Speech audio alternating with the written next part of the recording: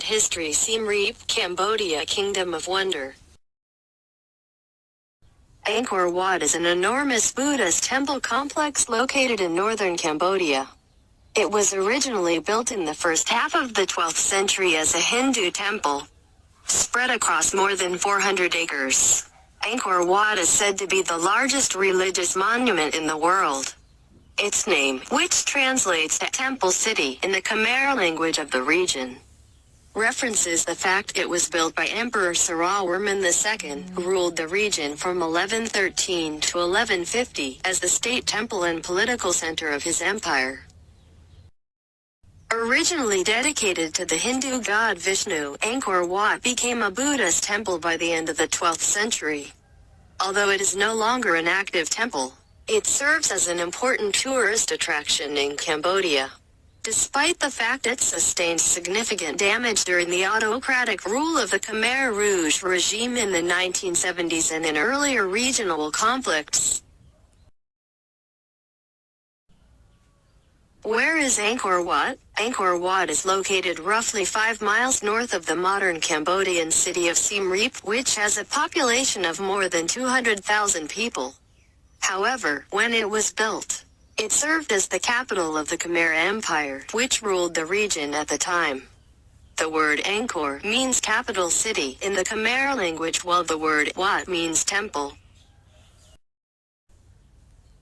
Initially, Angkor Wat was designed as a Hindu temple, as that was the religion of the region's ruler at the time, Sarawarman II.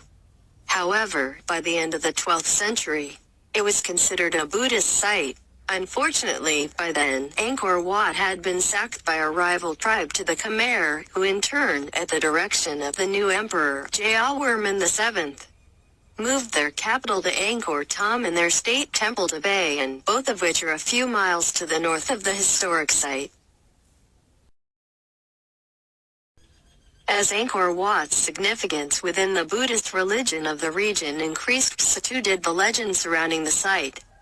Many Buddhists believe the temple's construction was ordered by the god Indra and that the work was accomplished in one night. However, scholars now know it took several decades to build Angkor Wat, from the design phase to completion. Angkor Wat's design. Although Angkor Wat was no longer a site of political, cultural or commercial significance by the 13th century, it remained an important monument for the Buddhist religion into the 1800s.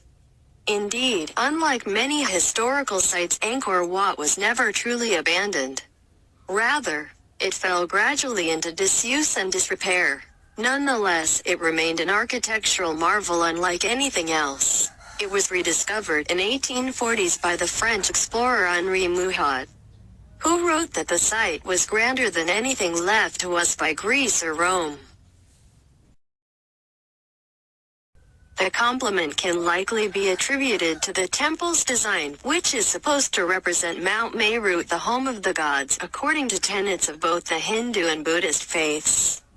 Its 5 towers are intended to recreate the 5 peaks of Mount Meru, while the walls and moat below honor the surrounding mountain ranges and the sea. By the time of the site's construction, the Khmer had developed and refined their own architectural style, which relied on sandstone.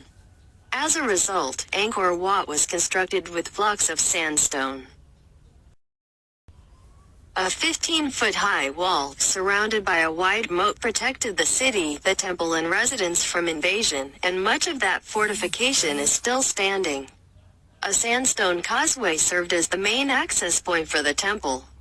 Inside these walls, Angkor Wat stretches across more than 200 acres. It's believed that this area included the city, the temple structure and the emperor's palace, which was just north of the temple. However, in keeping with tradition at the time, only the city's outer walls and the temple were made of sandstone, with the rest of the structures built from wood and other, less durable materials. Hence, only portions of the temple and city wall remain. Even so, the temple is still a majestic structure. At its highest point, the tower above the main shrine, it reaches nearly 70 feet into the air.